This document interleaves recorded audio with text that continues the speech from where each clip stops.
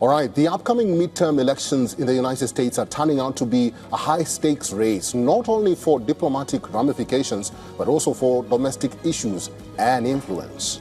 Right, and according to a report in the Wall Street Journal, major U.S. firms are already preparing for a possible turnaround in congressional control this November. While companies which have close ties with the U.S. president in particular, they are reportedly taking measures to gain favor with the opposing camp, the Democrats.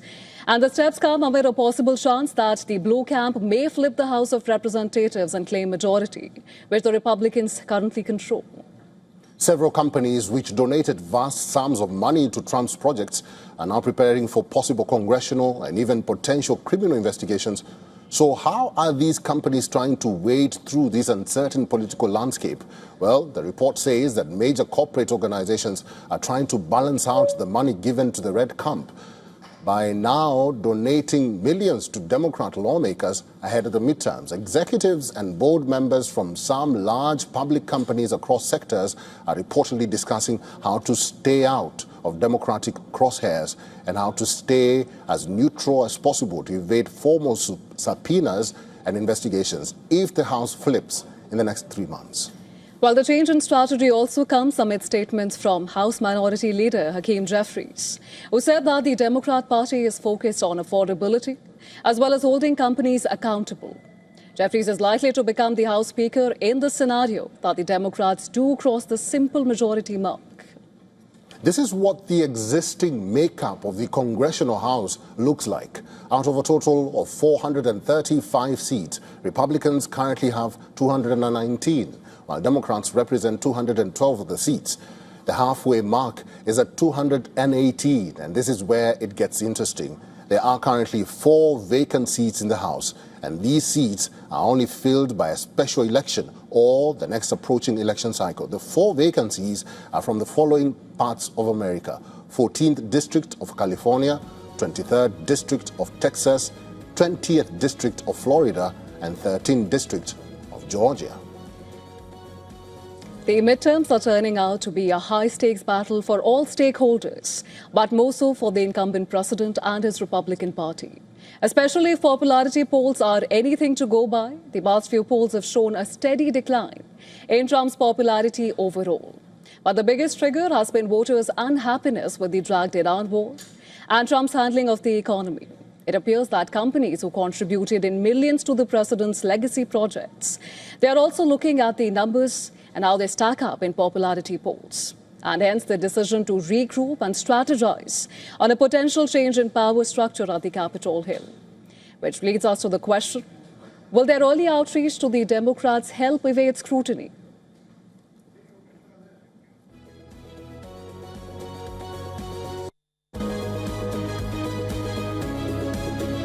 Well, Diksha, let's ask that question to our guest, Garland Nixon. He's a political analyst and radio show host. He's now joining us live on this broadcast from Maryland, the United States.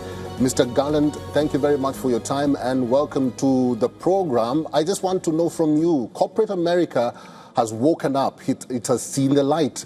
Why do you think it's quoting Democrats at this moment? What have they seen that Americans have not seen?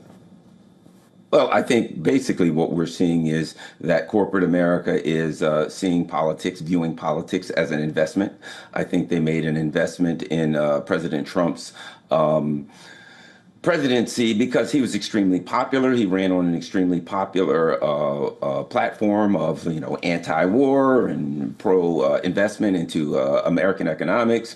He did the opposite. He's launched what has become the most unpopular war in the history of this country. And now their investment is not paying off. And I think they're investing in the Democratic Party. I think that effectively, we see that Donald Trump's presidency is in shambles, and I think it's effectively ended in that he will not be able to move forward any of the pillars of his platform. So I think now they're just looking in another direction, and they're going to try to invest in in the Democratic Party and maybe move things in their direction. And of course, as has been discussed, it's clear that the Democrats are going to investigate Donald Trump mostly for corruption. And I think that if they won't have to look far to find some issues of corruption with the Trump administration. We hear you, Mr. Nixon, but we also understand that Trump's approval is down. The Iran war is deeply unpopular. And Democrats are seemingly confident about taking the House. And with just 10 weeks to go, do you think that this is beginning to look like a real political reckoning for Donald Trump? Or perhaps is it still too early to count Republicans out?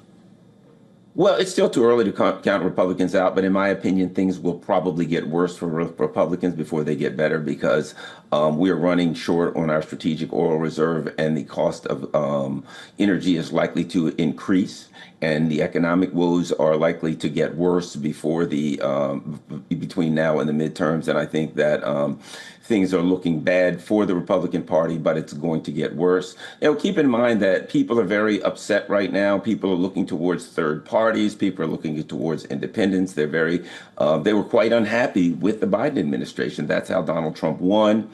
And what he has done in reversing his policies from his promises and platforms, I think, has damaged all of American politics because, we have a saying in the U.S., a cat that jumps on a hot stove will never jump on another one, nor will he jump on a cold one.